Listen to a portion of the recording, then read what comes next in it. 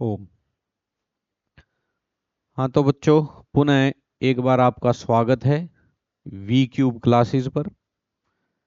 बच्चों, आज हम फिर से आपके सामने क्लास 10th का एनसीईआरटी चैप्टर 5 लेकर के आए हैं और उस चैप्टर का नाम है arithmetic progression, AP, arithmetic progression. देखो, यदि हिंदी मीडियम वाले बच्चों के लिए बता दूं, बड़ा सिंपल सा है, एक बार समझा देते हैं, फिर बार बार उन टर्म्स का यूज करेंगे, आप समझ जाओगे इनको। अर्थमेटिक, वैसे बेटे अर्थमेटिक होता है अंक गणित। तो प्रोग्रेस माने होती है प्रगति, उन्नति, तरक्की। तो अर्थमेटिक का मतलब अंक गणितीय, प्रोग्रेशन माने प्रगति। लेकिन यहाँ इस क्लास 10 में इस चैप्टर का नाम हिंदी मीडियम में लिखा है समांतर श्रेणियां। श्रेणी शब्द बना है सीडी से। जैसे प्रोग्रेस करते हैं ना, तो एक कदम में दूसरा कदम, तीसरा कदम, ऐसे ऐड करते जाते हैं। यानी कि कुछ एडिशन करना है, बढ़ोतरी करनी है, तरक्की करनी है। समांतर मतलब लगातार एक जैसी। जहां एक जैसी तरक्की हो रही हो, बढ़ोतरी हो रही हो, उसको कहेंगे समांतर श्रेणियां। यूज एपी का ही होता है। हिंदी की बुक में भी, हिंदी मीडियम में जो प्रिंट है उसमें भी ऐसे ही एपी एपी लिखा मिलेगा हर एक जगह। अब बच्चों, हम अपने दैनिक जीवन में दो प्रकार से तरक्की करते हैं, यानी कि जो पैटर्न बनाएंगे ना, इसको पैटर्न ही कहेंगे एक प्रकार का। ये दो तरीके से हो सकता है प्रोग्रेस। कैसे?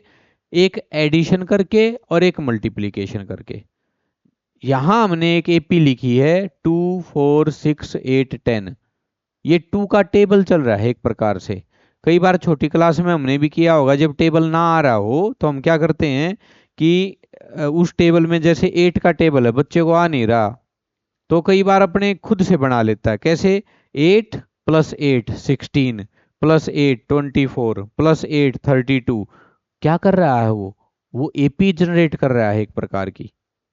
वो एक कॉमन चीज बराबर बराबर तरक्की करता जा रहा है। कॉमन डिफरेंस, उसको आगे बताऊंगा अब कॉमन डिफरेंस क्या होता है। एक कॉमन चीज को बार बार ऐड करता जा रहा है, 8 + 8 + 8 ऐसे करता जा रहा है। वो एपी बन रही है। यहां भले ये देखने में एक 2 का टेबल है, लेकिन हमारे लिए तो ये एक एपी है, हमारे लिए एक समांतर श्रेणी है। इसी प्रकार हम प्रोग्रेस ऐसे भी कर सकते हैं, 2 4 8 16 32। यहां हम क्या कर रहे हैं, यहां मल्टीप्लाई कर रहे हैं बच्चों, 2 से। 2 2 जा मल्टीप्लाई 2, 4 2 जा मल्टीप्लाई 2, 8 2 जा मल्टीप्लाई 2, ऐसे करके। लेकिन क्लास 10 में हम जो प्रोग्रेस पढ़ेंगे, तरक्की पढ़ेंगे, प्रगति पढ़ेंगे, वो पढ़ेंगे बेटे एडिशन के कारण। कोई एक ऐसी टर्म, कोई एक ऐसा नंबर जो हम बार बार वहां ऐड करते चले जाएं, उसी को कहेंगे एपी, अर्थमेटिक प्रोग्रेशन। ठीक है? तो हम मल्टीप्लाई अभी 10th में नहीं सीखेंगे। हाँ, बड़ी क्लास में आएगा चैप्टर आपका, जहां मल्टीप्लीकेशन से भी तरक्की होगी। ठीक है? तो अभी के लिए हम ये पढ़ेंगे।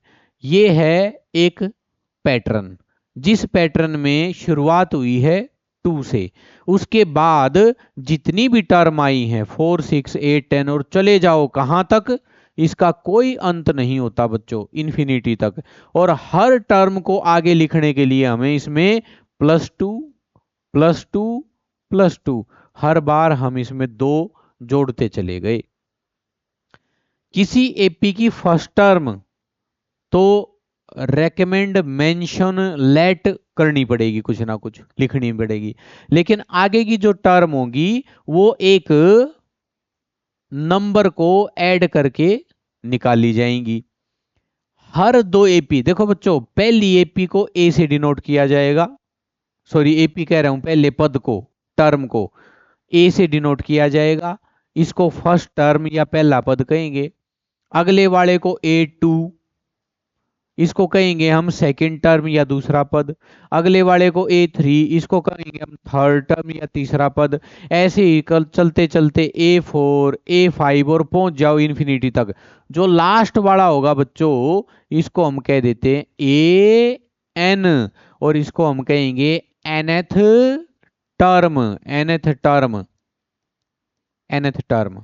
अब ये n की वैल्यू क्या हो सकती है, इस n की वैल्यू 1 से लेकर के इन्फिनिटी तक कुछ भी हो सकती है। हाँ, होगा कोई ना कोई नेचुरल नंबर अर्थात प्राकृतिक संख्या, होगा नेचुरल नंबर कोई ना कोई, जीरो नहीं होगा।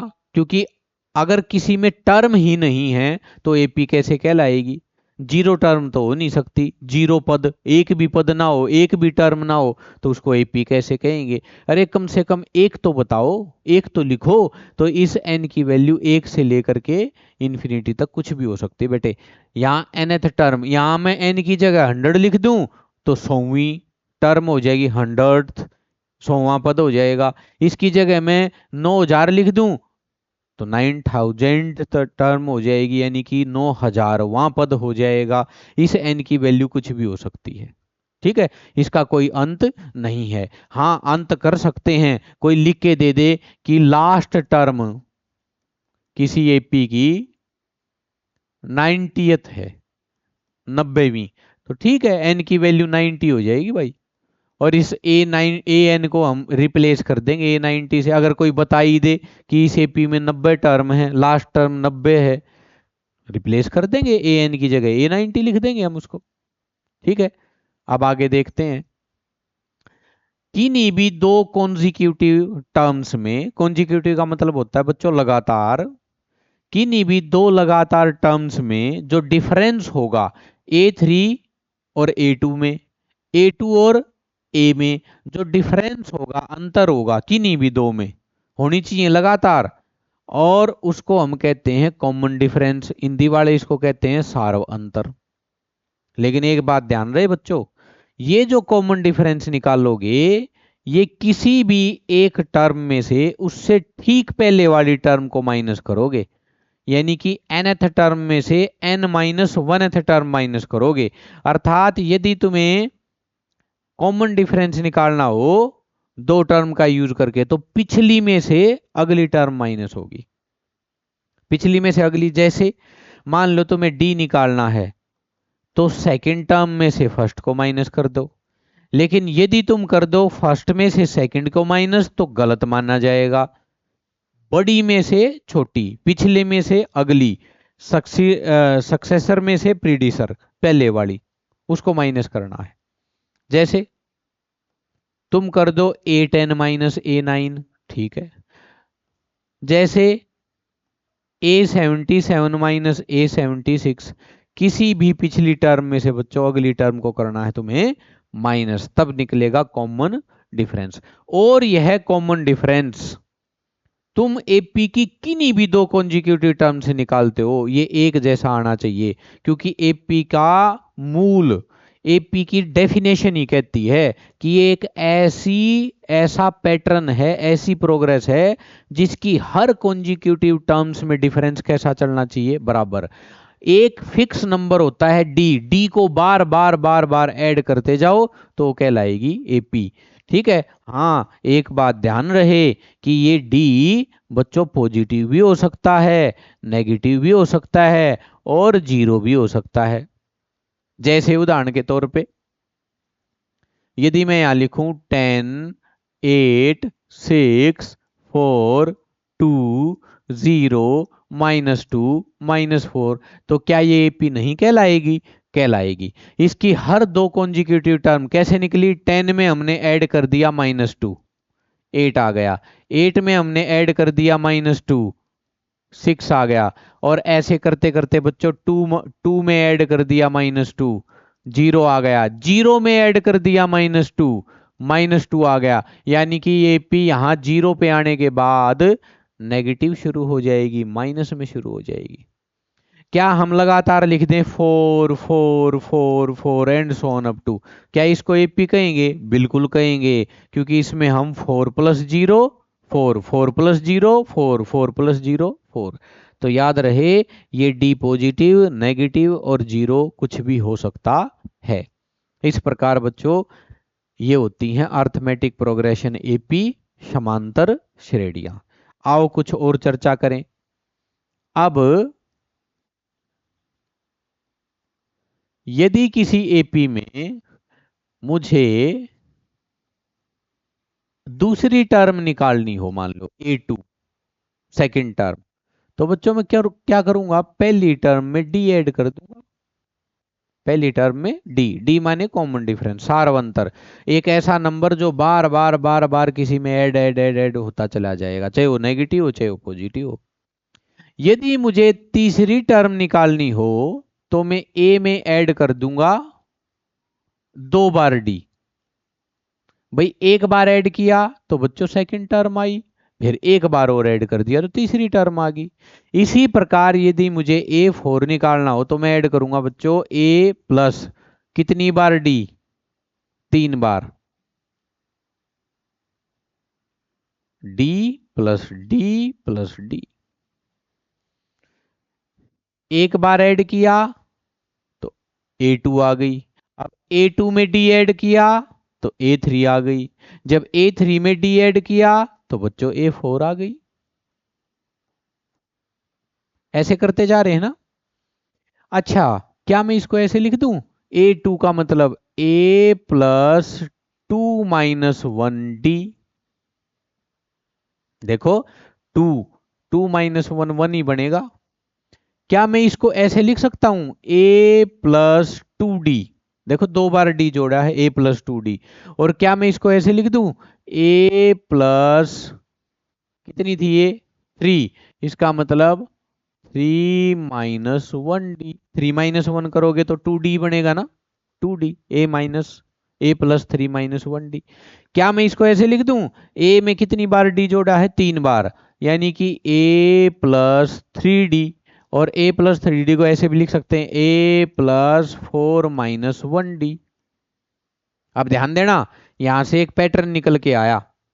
क्या पैटर्न निकल के आया कि आप जोन सी टर्म निकाल रहे हो, फर्स्ट सेकंड, देखो फर्स्ट तो है ही बेटे अकेली, इसी में कुछ ऐड करके आगे बढ़ेंगे, तो इसमें तो डी का कोई रोल नहीं है। यदि आपको सेकंड टर्म निकालनी है तो एक बार ऐड किया डी, और यहां सेकंड निकाल रहे हो तो 2 - 1, थर्ड निकाल रहे हो तो 3 - 1, फोर्थ निकाल रहे हो तो 4 - 1। इसी पैटर्न को अगर मैं फॉलो करूं बच्चों, तो मैं अगर nth टर्म निकाल लूं, nth, फोर्थ निकाल ली थी तो 4 - 1, तो क्या A+n - 1 D नहीं हो जाएगा अगर इसी पैटर्न को फॉलो करें तो। nth टर्म मान लो 100वीं टर्म है तो यहां हो जाएगा 100 - 1, 99, 99D। यानी कि पहली टर्म में 99 बार डी जोड़ दो, या 99 से डी को मल्टीप्लाई कर दो, एक ही बात तो है।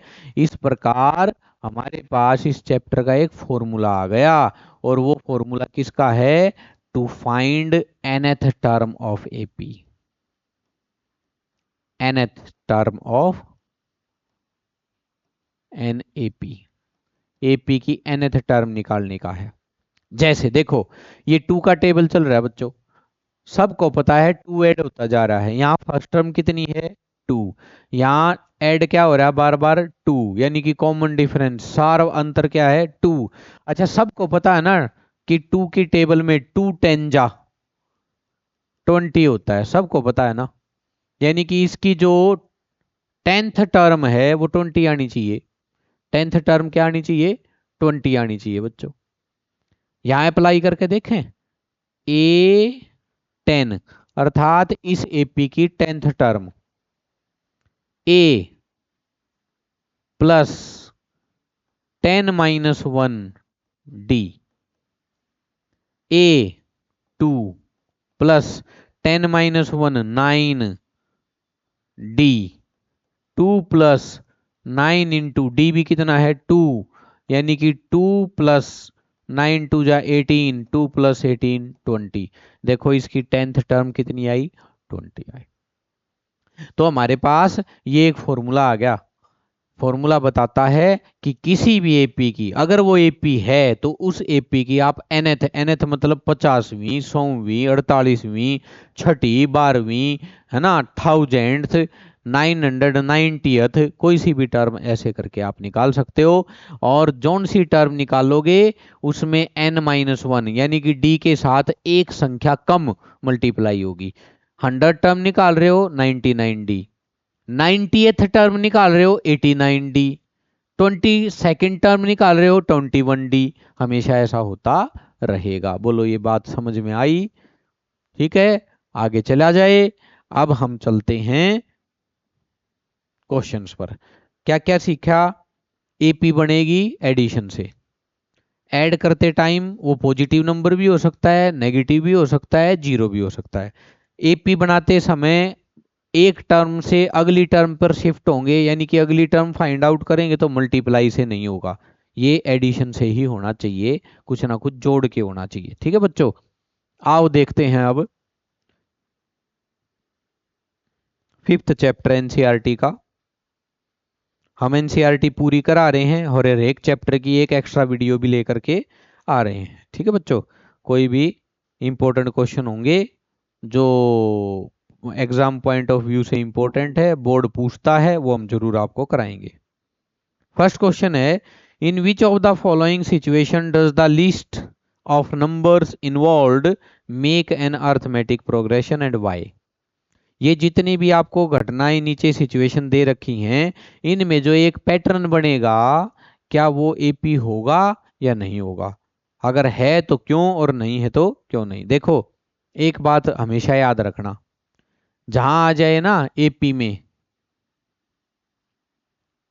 सीपी, कंपाउंड इंटरेस्ट, बहुत बार पूछा जाता है कंपाउंड इंटरेस्ट, इसमें भी है बेटे।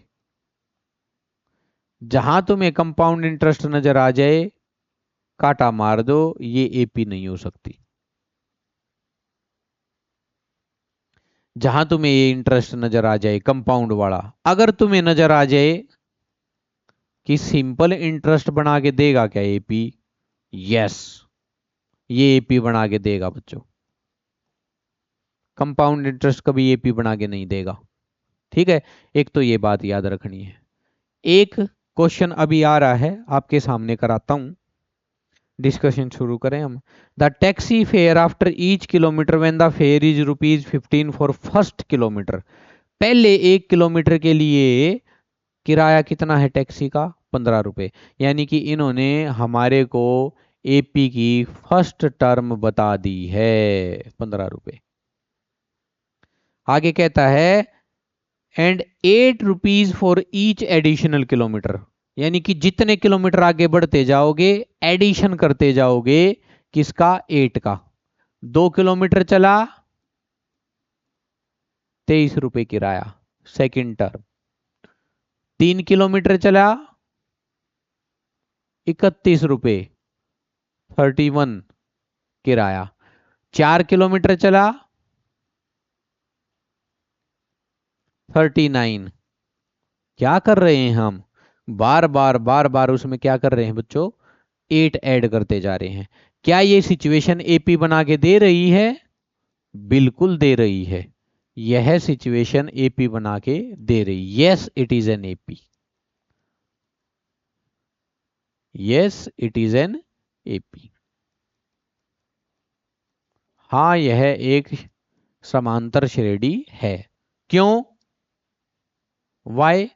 Because common difference is 8। क्योंकि यहां सार्व अंतर क्या है? 8 है। हर बार 8 8 8 ऐड होता जा रहा है, ये एपी है बच्चों। ठीक है, अगली सिचुएशन देखें। The amount of air present in cylinder when A vacuum pump removes, removes के बाद के शब्द बड़े ध्यान से देखना। 1/4 of the air remaining in cylinder. ठीक है, एयर रिमेनिंग इन सिलेंडर। ये जो शब्द है ना ऑफ, ये बड़े काम का है। ऑफ छोटी क्लास से ही पढ़ते आए हैं, का मतलब होता है मल्टीप्लाई।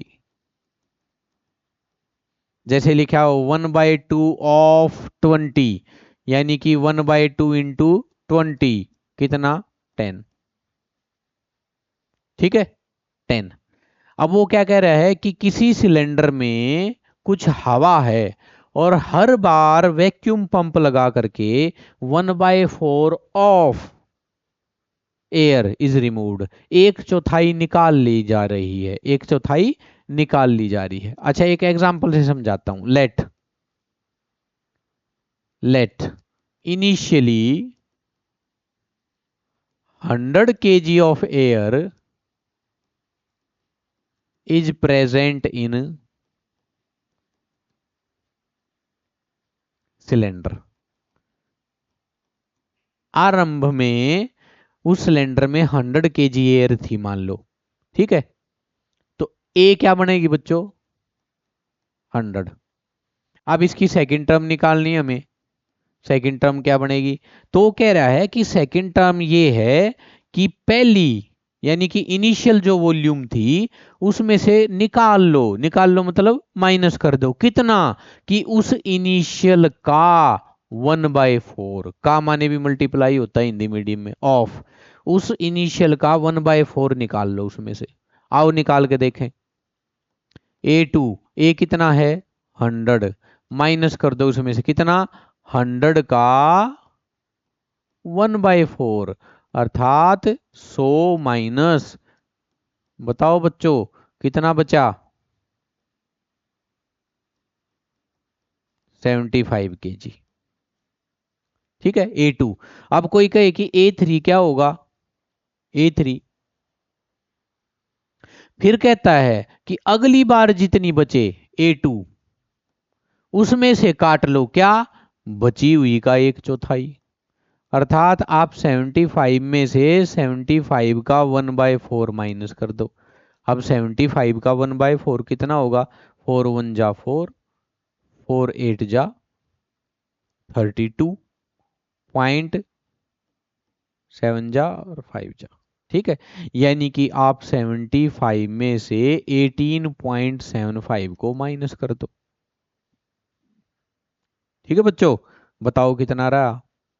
75 माइनस 20 कर देते तो बचता 55, उसमें ऐड कर दो 1.25, क्योंकि यही तो कम है ना 20 से, तो ये हो जाएगा 56.25 kg। अच्छा ये बताओ, इतना ही काफी है हमारे लिए तो। इससे एपी क्या बनती नजर आ रही है? 100, उसके बाद 75, उसके बाद 56.25। ठीक है, इसको ए मानूं, इसको A2 मानूं, इसको A3 मानूं, तो बच्चों यहां से जो कॉमन डिफरेंस आ रहा है A3 माइनस A2 करके, वो तो आया बच्चों 18.75। करके देखो आप। A3 माइनस 56.25 माइनस 75, माइनस का 18.25 आएगा, माइनस का 18.25। ठीक है, क्योंकि माइनस वाला बड़ा है। और अभी अभी हम देख के आए थे कि हमेशा पिछली टर्म से पहले वाली टर्म माइनस करनी है, बड़ी से छोटी टर्म माइनस करनी है। वो साइन बाद में हम लगा देंगे उस पे। ठीक है, 56.25 है ना, इसको माइनस करके देखो, बताओ। अरे 25 हो गया, ये 75 आएगा। ऊपर यही तो ऐड किया था, ये कर रखा माइनस। ठीक है, तो इनको माइनस करोगे तो बच्चों 10 9,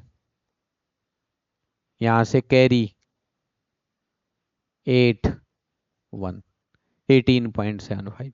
इसी प्रकार यदि मैं डी इनके अकॉर्डिंग निकाल लूं A2 माइनस A1 करके, तो ये आएगा 75 माइनस 100 माइनस का 25। और बच्चों यहाँ तो कॉमन डिफरेंस इक्वल आ ही नहीं रहा। एक बार आ रहा है माइनस का 18.75, एक बार आ रहा है माइनस का 25। लिखो सेकंड पार्ट के लिए, no it is not an AP.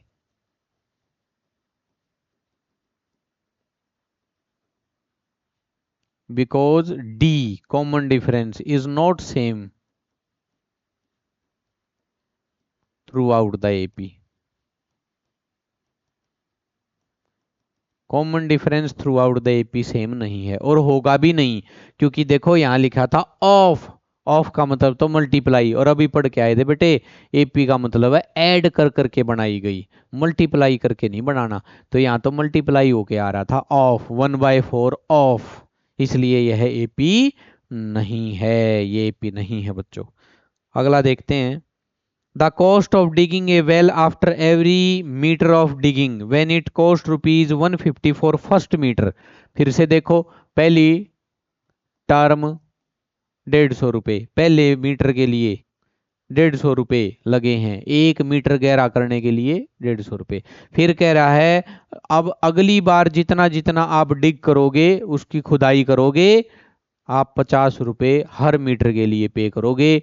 It means अगर 1 मीटर के लिए जाना है तो ये, 2 मीटर के लिए जाना तो बच्चों इसमें 200 रुपये, और 3 मीटर के लिए जाना है तो 250 रुपये, और ऐसे करें। और यहाँ देखें तो यहाँ हमें पता लगा कि डी कॉमन डिफरेंस तो 50 रुपये है। Yes it is an AP, हाँ यह एक एपी है, हाँ यह एक एपी है भाई, ठीक है। और कारण वही बता देंगे कि कॉमन डिफरेंस यहाँ सेम है सब टर्म्स के लिए, और वो है 50 रुपीज। आगे देखो, the amount of money in account every year when ₹10,000 is deposited at compound interest. और मैंने अभी स्टार्टिंग में ही बताया था बच्चों, जहां कंपाउंड इंटरेस्ट आ जाए वहां वह एपी नहीं होगी, अर्थात फोर्थ पार no, it is not an AP. यह एक समांतर श्रेणी नहीं हो सकती, वो कंपाउंड इंटरेस्ट नहीं हो सकता। आप एग्जाम्पल दे के, जैसे गैस वाले उदाहरण में किया ना, एयर वाले में, वैक्यूम पंप वाले में, ऐसे कर सकते हैं। मैं भी एक एग्जाम्पल दे सकता हूँ आपको। मान लो कह रहा है ना 10,000 रुपये दिए ब्याज पे, कितना ब्याज था? 8%। तो हमें पता है कंपाउंड इंटरेस्ट निकालने के लिए हमें पहले निकालना होता है अमाउंट, अमाउंट ही तो पता लगेगा अगली बार कितना पैसा मिलेगा। इसका फॉर्मूला छोटी क्लास में पढ़ का है बच्चों, P+1+R/100 की पावर P इंटू, यहाँ भी प्लस लग गया, 1+R/100 की पावर T। R माने रेट, T माने टेन्यर, अर्थात कितने समय के लिए दिया। तो प्रिंसिपल अमाउंट, मूलधन जिसको कहते हैं, 1+8% पे दिया बेटे, 8/100, और फर्स्ट ईयर के लिए पावर 1, तो ये हो गया 10,000 इंटू, ये एक एलसीएम लेके सोल्व करोगे तो आएगा इतना, 108/100। 2 जीरो से 2 जीरो कैंसल, और ये आ गया बच्चों 108 × 0 0 रुपीज। ये पहले साल के लिए, यानी कि यहाँ हम लिख के देखें तो सिचुएशन कुछ ऐसी होगी कि फर्स्ट टर्म आपकी है 10,000, और सेकंड टर्म ब्याज लगने के बाद 10,800 रुपये, ठीक है। फिर निकाल लो 2 साल के लिए। अब की बार कंपाउंड इंटरेस्ट के केस में अमाउंट आएगा P1+R/100 की पावर T, यानी कि 10,000 1+8/100 की पावर T माने 2 साल के लिए, है ना। 2 साल में कितना ब्याज हो जाएगा? तो बच्चों ये हो गया 108/100, पावर 2 होने का मतलब 108/100। 2 जीरो कैंसल, और ये आ गया केवल 108 × 108, 8 8 जीरो।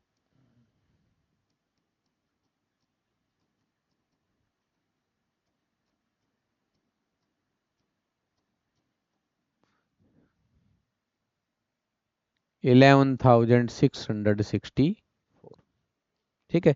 आओ चेक करें क्या कॉमन डिफरेंस निकल रहा है इनका। एक बार निकाल रहे हैं A3 - A2 करके, तो ये आएगा बच्चों 11,664 में से 10,800 कर दो माइनस, ठीक है, ये आया 864। और यदि मैं कॉमन डिफरेंस यहां से निकाल लूं A2 माइनस A1 करके, तो ये आएगा बच्चों 800 रुपये। क्या सेम आया? नहीं। एक बार 864, एक बार 800, इट मीन्स यह एपी नहीं है। ठीक है, ऐसे आप सॉल्व करके लिख के दिखा सकते हैं। No, it is not an AP because common difference is not same throughout the AP. ठीक है, इस सीरीज में, इस पैटर्न में कॉमन डिफरेंस एक जैसा नहीं है, इसलिए यह एपी नहीं है। अब क्लियर हो गया होगा। आगे चलते हैं, जहां ऑफ या डिवाइड करके, मल्टीप्लाई करके कंपाउंड इंटरेस्ट आदि आ जाए, वो एपी नहीं है। आगे लिखता है सेकंड क्वेश्चन में, right first four terms of AP when first term A and common difference D R given.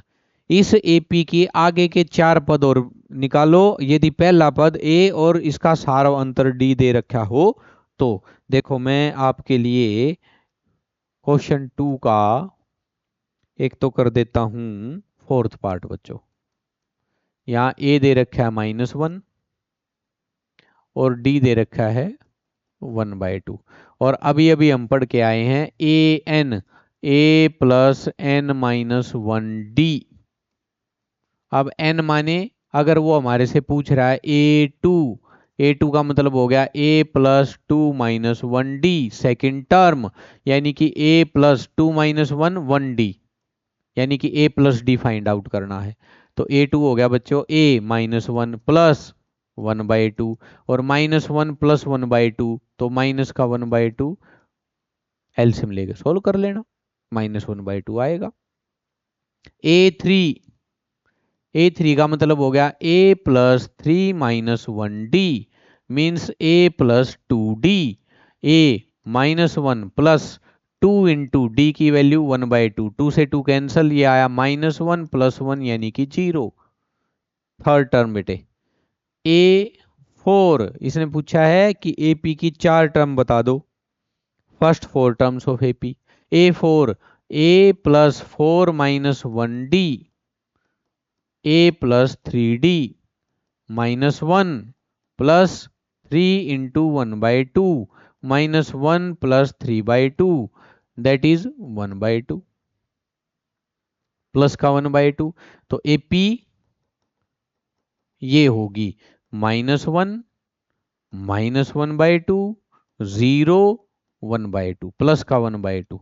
ये चार टर्म लिख दी बेटे हमने एपी की। ठीक है, ऐसे ही आप कर सकते हो, बहुत इजी सा क्वेश्चन है। ठीक है, मैंने आपको फोर्थ पार्ट करके दिखा दिया, सब में ऐसे ही करना है। हाँ, ये ध्यान रखना, जैसे फिफ्थ पार्ट है इसका, इसमें फर्स्ट टर्म दे रखी है आपको -1.25 और डी दे रखा है बेटा -0.25। अब नेगेटिव है ये, कोई बात नहीं, फॉर्मूला तो वही होगा। A2 का मतलब हो गया A+1D, एक डी कम आएगा ना हमेशा, 2 - 1। अब डायरेक्ट लिख दिया करो A+1D, है ना। कोई पूछ ले A100 तो D के साथ एक कम A+99D, ऐसे कर दो, सीधा कर सकते हैं। -1.25 प्लस 1D का मतलब हो गया D के साथ 1 मल्टीप्लाई, इट मीन्स केवल यही आएगा, इसके साथ 1 मल्टीप्लाई करोगे तो यही तो होगा। -1.25 -0.25, दोनों माइनस के हैं बच्चों, इसलिए 1.50 -1.50। A3 A+2D -1.25 plus 2 into D -0.25 -1.25 plus का 2 और माइनस का 0.25, इन दोनों को मल्टीप्लाई करोगे तो आएगा माइनस का 0.5 माइनस का 1.75, ऐड हो गए बच्चों दोनों। ठीक है, 25 टू जा 50 तो होता है 0.2550। ठीक है, ये A3 होगी। इसी प्रकार A4 A+3D -1.25 plus 3 into D -0.25 -1.25 minus 0.75, 25 3 जा 75, दोनों नेगेटिव हैं, ऐड हो जाएंगे और ये आएगा 2.00। ठीक है, इस प्रकार ये आपकी बन गई AP. -1.25, -1.50, -1.75, -2.00, this is the AP. 4 term इसने पूछी थी, हमने लिख दी है। ठीक है, बड़ा आसान सा चैप्टर है। आगे देखते हैं question number 3। For the following AP write the first term and common difference. दी गई एपी के लिए आपको फर्स्ट टर्म लिखनी है और कॉमन डिफरेंस बताना है। तो मैं आपको थर्ड पार्ट करा देता हूं इसका, जिसमें लिखा है 1/3, 5/9, नहीं 3 है बेटे, 3, 9/3, 13/3। ठीक है, फर्स्ट टर्म हिंदी मीडियम में कहें तो पहला पद 1/3, ए 1/3, ए से डिनोट करते हैं। अब डी पूछा है, डी कॉमन डिफरेंस। ठीक है, तो कॉमन डिफरेंस कैसे निकलता है, किसी भी पिछली टर्म से आगे वाली टर्म घटा दो, यानी कि आप a2 -a1 कर दो, या a3 -a2 कर दो, a4 -a3 कर दो, एक ही बात है। हम a2 -a1 कर रहे हैं, 5/3 -1/3, LCM 3, 5 - 1 दैट इज 4/3। ठीक है, तो बच्चों डी है 4/3। एक ये पूछा था और एक ये पूछा था, बताओ इतना इजी से क्वेश्चन है, तो इस प्रकार आप थर्ड भी कर लोगे।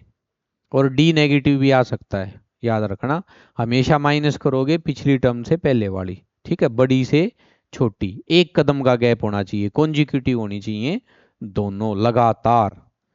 फोर्थ क्वेश्चन देखें हम, which of the following are APs, if they form AP find the common difference D and write 3 more terms. इनमें से कौन है एपी?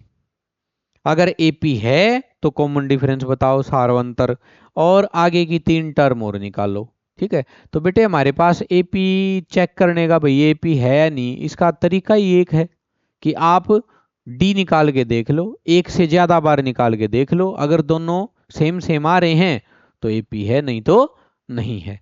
आओ मैं आपको कुछ पार्ट क्वेश्चन 4 के कराता हूं।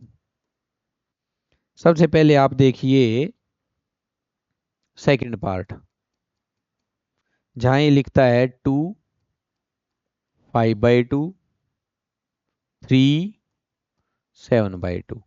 इसने बच्चों 4 टर्म दे दी है, ये फर्स्ट टर्म है, ये सेकंड है, ये थर्ड है, ये फोर्थ है। अब डी फाइंड आउट करके देखते हैं, a4 -a3 करने से। a4 है 7/2, -a3 है 3, 3 के नीचे कुछ नहीं तो 1 मान लो, और ये हो गया बच्चों 2 LCM, 7 - 6 दैट इज 1/2। एक बार डी आया है 1/2, फिर चेक करो, अब की बार a3 -a2 कर दो। a3 कितना है 3, -5/2, a2 की वैल्यू, फिर से एलसीएम 2, 1 मान लिया, 6 - 5 दैट इज 1/2। तो हाँ, यहाँ पे डी सेम सेम है बच्चों, है ना, yes it is an AP. यहाँ यह एक एपी है, D is same for all consecutive terms, ऐसा भी लिख सकते हैं, सभी कॉन्जिक्यूटिव टर्म्स के लिए डी सेम है, कॉमन डिफरेंस सारवंतर एक जैसा है। अब ये कह रहा है कि आगे की टर्म भी निकालो, 3 टर्म और निकालो, तो बेटा 4 तो दे रखी हैं, a5 और निकाल दो। a5 का मतलब हो गया a+5 - 1d। कौन सा फॉर्मूला अप्लाई कर रहे हैं, an, a+n - 1d। Zone C term पूछेगा उससे एक डी कम हो जाएगा, तो a5 a+5 - 1d, यानी कि a+4d। a कितना है 2 +4, डी कितना है 1/2, यहां से कैंसल, 2 + 2 दैट इज 4। ठीक है, A5 का पता लग गया बच्चों 4। अगली टर्म, और एक क्या पूछा था, D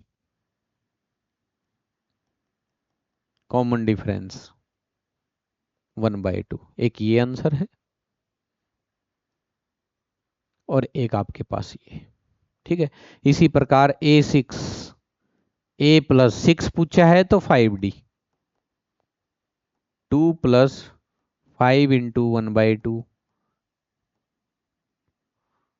2+5/2, 2 LCM 4+5 9/2। तो A6 9/2। तीन टर्म आगे की पूछी थी, A7, A+ एक कम D, 7 है तो 6D, एक D कम, मल्टीप्लाई में A+6 इंटू 1/2 3, और A की वैल्यू भी यहाँ रख ही देते हैं 2। ये आ गया बच्चों 2+3 दैट इज 5। ठीक है, तो A7 है 5। वैसे तो इसके पैटर्न से ही पता लग रहा है, 2 5/2, 3 7/2। ठीक है, 4 तो आगे एक बढ़ जाएगा, 4 9/2 5, फिर 11/2 आ जाएगा। ठीक है, ऐसे करके AP बन गई।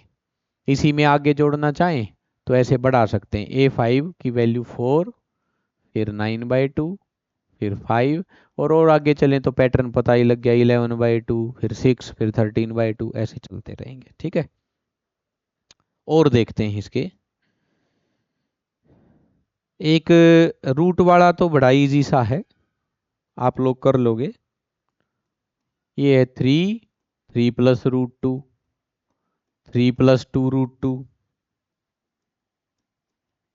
और 3 + 3 √2। ये first term, second, third, fourth. Check करते हैं D, A3 - A2, किन्हीं किन्हीं दो को ले सकते हो आप, पिछली में से अगली टर्म, 3 + 2 √2 माइनस 3 + √2। हाँ, एक गलती तो हो जाती है, बच्चा कई बार क्या करता है, इसको ऐसे लिख देगा 3 + 2 √2 माइनस 3 + √2। ये गड़बड़ होगी भाई बच्चों, माइनस पूरी टर्म के लिए है तो पूरी टर्म के आगे माइनस लगेगा, ऐसा करने पे तो गड़बड़ हो जाएगी, ये तो 3 √2 आ जाएगा जो कि गलत है, ऐसा नहीं होगा। आप ब्रैकेट में सोल्व करोगे, ब्रैकेट लगाओगे उसके आगे, 3 + 2 √2 -3 - √2, दोनों के साइन चेंज होंगे बेटे, 3 से 3 कैंसिल हो गया, 2 √2 में से एक √2 गया, एक √2 बच गया। ठीक है, इसी प्रकार आप कर सकते हो A2 - A1। A2 कितना है, 3 + √2 माइनस A1 में है ही एक टर्म 3, 3 से 3 कैंसिल हो गया, और D की value I √2। Yes it is N AP। हाँ यह एक AP है, बिल्कुल है। ठीक है, अब आगे की टर्म निकालनी है, A5, A+4D, यानी कि A कितना है, 3+, फर्स्ट टर्म A, 3 + 4 √2। बस, अब √2 वाला 3 में ऐड तो हो नहीं सकता, ये तो अनलाइक टर्म्स हैं।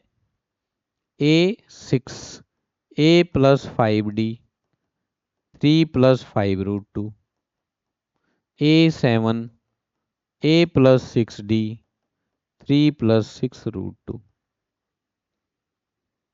ठीक है, तो इस प्रकार ये आगे की तीन टर्म आ गई है। अब देखो, एक आपके पास है 13927, ये फोर्थ क्वेश्चन का बच्चों 9th पार्ट है, और ये है 13927। A2 A3 A4, D निकाल लें, A4 - A3, 27 - 9 18, फिर D निकाल लें, A3 - A2, 9 - 3 6। No, it is not an AP। ये नहीं है समांतर श्रेणी, यहाँ डी सेम नहीं आया है। अगर एपी नहीं है तो आगे की टर्म निकालने का कोई औचित्य नहीं बनता, कोई तुक ही नहीं बनता बेटे, तो इसको यहीं छोड़ दो। लेकिन क्वेश्चन 4 का एक पार्ट है आपके पास जहां ये लिखता है √2, √8, √18, √32। कई बार हम उसकी फेस रीडिंग कर लेते हैं क्वेश्चन की, अच्छा ऐसा है, यहाँ तो बगैर रूट वाले ऐसे बढ़ रहे थे 1, 3, 9, 27, यहाँ तो रूट भी लगा है 2, 8, 18, 32, ये तो एपी होगा ही नहीं। नहीं, ऐसा नहीं करेंगे हम इसको सोल्व करके देखेंगे बेटे, ऐसे किसी के बारे में डिसीजन नहीं लेना है। कवर को देख करके बुक का अंदाजा नहीं लगाना इसमें क्या लिखा है, पढ़ के देखना है। A2, A3, A4। देखो, जब भी रूट में बड़े बड़े नंबर आ जाएं तो आप उनकी प्राइम फैक्टराइजेशन करके और रूट से बाहर निकालोगे। ठीक है, रूट से बाहर निकालोगे जो निकलता होगा, जैसे 9th में इरॉन्स फॉर्मूला में किया करते ना ऐसे। तो √32 को लिखा जा सकता है बच्चों 2 × 2 × 2 × 2 × 2, 5 × 2। और हमें पता है कि रूट में जो पेयर हो जाएगा, पेयर्ड हो जाएगा, वो पेयर में से एक बाहर आ जाएगा, ये 2 अनपेयर्ड बचा, इसको यहीं रख देंगे, ये आया बेटे 4 √32। इसी प्रकार √16, नहीं 18 है, √18 को हम लिख देंगे 2 × 3 × 3, इसको हम लिख देंगे √2 × 3 × 3। प्राइम फैक्टराइजेशन ऐसा जो छोटी क्लास से करते आए हो, 9, 3 3 जा 3 1 जा, ये प्राइम फैक्टराइजेशन। अब 3 का पेयर बन गया तो ये बाहर आ गया बच्चों और √2 अंदर बच गया। इसी प्रकार आप √8 को लिख सकते हो √2 × 2 × 2, एक पेयर में से बाहर आ जाएगा, एक अंदर बचेगा। इट मीन्स हम इसको ऐसे लिख सकते हैं, फर्स्ट टर्म, सेकंड टर्म है 2√2, थर्ड टर्म है 3√2, फोर्थ टर्म है 4√2। अब निकाल के देखना जरा D, A4 - A3,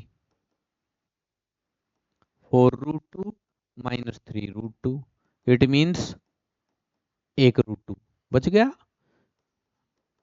A3 - A2, 3√2 - 2√2, ये भी √2 बच गया। A2 - A1 करोगे तब भी आएगा 2√2 और -√2, 1√2, 2√2 में से माइनस हो गया तो √2 बच गया।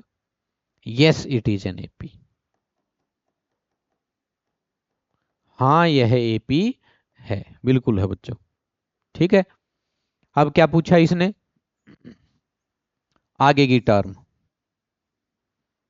इस एपी के लिए आगे की टर्म A5, A5 निकाल के देखते हैं। A5 का मतलब हो गया बच्चों A+4D √2 + 4√2 मीन्स 5√2। वैसे तो इसके पैटर्न से ही पता लग रहा है, √2, 2√2, 3√2, 4√2, 5√2, 6√2, 7√2, लेकिन आपको तो शो करना है एग्जाम में। A6 हो गया A+5D √2 + 5√2, that is 6√2। A7 A+6D √2 + 6√2, 7√2। ठीक है, इस प्रकार आपकी ये एपी फाइंड आउट हो गई है। √2, 2√2, 3√2, 4√2, 5√2, 6√2 और 7√2। अगर कोई इसी पैटर्न में मांगे √8, ये 2 अंदर जाएगा तो 4 बन के जाएगा बेटे, 4 2 जाए 8। √3 अंदर जाएगा तो 9, क्योंकि स्क्वायर होके जाएगा ना रूट में, तो 9 2 जा 18। इसी प्रकार 4 16 टू जा 32, 5 25 टू जा 50, 6 36 टू जा 72, 7 49 टू जा 98। अगर रूट में लिखोगे तो ऐसे लिखोगे, कंप्लीट उनको अंदर ले जाके टू रूट 8 रूट 18 32 50 72 98। ठीक है, तो इस प्रकार ये भी एपी में है। ठीक है, ऐसे ही कई बार स्क्वायर वाले होते हैं बेटे, जैसे 1 का स्क्वायर, 3 का स्क्वायर, 5 का स्क्वायर, 7 का स्क्वायर। स्क्वायर देखते ही ऐसा लगेगा अरे भाई ये तो मल्टीप्लाई करके आया होगा और ये एपी में होने वाला नहीं है। नहीं, हम चेक करेंगे। देखो ये हो गया बच्चों 1 9 25 और 49। D A4 minus A3, 49 minus 25 24।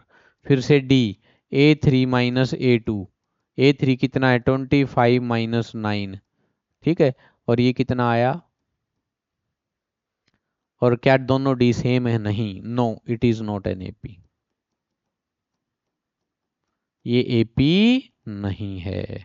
इसी प्रकार एक क्वेश्चन आपके पास है, फिर उसको देख के भी लास्ट क्वेश्चन आप यही कहोगे कि ये एपी में नहीं है। 1 का स्क्वायर, 5 का स्क्वायर, 7 का स्क्वायर और 73, ये स्क्वायर नहीं है लास्ट में 73। A2 A3 A4, D A4 minus A3, 73 minus 7 का square, 73 minus 49 24। D A3 minus A2, A3 7 का स्क्वायर माइनस 5 का स्क्वायर, 49 माइनस 25 24। अरे ये तो एपी है भाई, yes it is an AP. हाँ यह एक एपी है। तो अब आगे की टर्म निकालनी है A5। A5 का मतलब A+4D, 1+4 × 24। ठीक है, और ये आएगा बच्चों 1+96 97। इसी प्रकार A6 आप निकालोगे A+5D, यानी कि 1+5 × 24। ठीक है, 1+120 121। ठीक है, A7 तीन टर्म फाइंड आउट करनी, A+6D, 1+6 × 24, 1+144 145।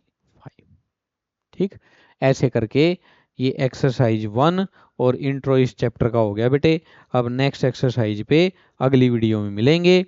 तब तक के लिए अपना ख्याल रखें, बढ़िया विचारें, बढ़िया खाएं पिएं, लगातार काम करते रहें, पढ़ाई करते रहें, कंटिन्यूटी।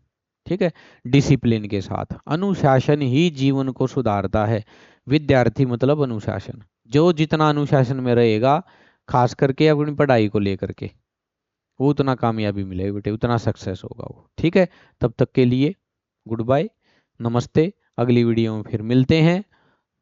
लाइक कर देना, सब्सक्राइब कर देना। देखो भाई ये ज़्यादा कहना बार बार अच्छा भी नहीं लगता, लेकिन क्या करें, वो पीछे एक वीडियो में भी कहा था भाई ऑनलाइन एप्रिसिएशन का तो यही एक तरीका है बेटे, ऐसे ही दिखाना पड़ेगा। ठीक है, आप लोगों को अच्छा लग रहा है पढ़ाना, ठीक तरीका है, समझ में आ रहा है, तो लाइक कर दे, सब्सक्राइब कर दे, शेयर कर दें। ठीक है, यही सब कहते हैं आते हैं ऑनलाइन वाले, मेरा काम देखो पढ़ाना। ठीक है, ये लाइक सब्सक्राइब तो अपने आप कर लोगे आप लोग, अच्छा लगेगा तो। लेकिन ये है ठीक है बेटे, एक रिमाइंड होता है, एक रिमाइंडर होता है, वो हम बता देते हैं। ठीक, तो अगली वीडियो में फिर मिलते हैं, तब तक के लिए आप सबको नमस्ते।